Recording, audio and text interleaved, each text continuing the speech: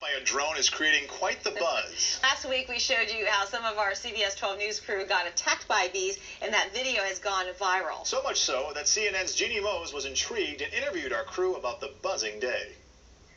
We've seen a bug make a cameo. Whoa! It's a giant invasion of a giant bug! On the Weather Channel, and a spider that seemed ready to try and hitch a ride on the space shuttle.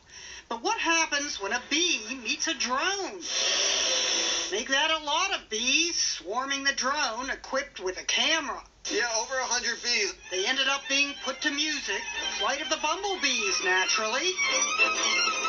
It happened when WPEC's operations manager, Carl Puglisi, sent up one of the station's drones to get video of a West Palm Beach mall being demolished. Instead, the drone got attacked by bees. Carl was on the ground swatting, watching the video streamed live over his iPhone. So I'm sitting there going like this with the bees. I'm looking up and there's a bunch of bees, and then I look at my iPhone, and when you see the video, it looked like, Star Wars. I mean, I had all these bees coming at the mothership. If you think of the press as being sort of pests you'd like to swat, imagine how bees would react to a news drone. After all, a drone buzzes.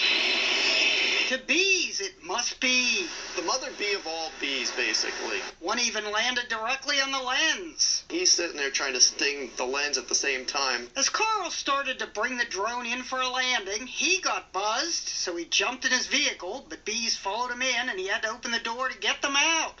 Carl and his photographer, Chad Ellison, each got stung a couple of times, but the drone got it worse. There's all kinds of scuff marks on all the blades. Blades chopped up the bees so that Carl had to clean the drone with alcohol. Bee guts. While Carl was in his car dealing with bees, a homeless guy came up to the window. Then he goes, bees sense your fear, and if you just sit still, they won't bother you. And as he's telling me this, the bees started attacking him. So I was yelling through the window, "Sit still." The guy ran. Carl ended up landing the drone from inside the SUV. We've seen lots of stories about swarms that cluster on cars, but we could drone on forever about the time the bees went after a drone, calling the SWAT team. Jeannie Mose, CNN, New York. Carl Puglisi. Hi. Hi.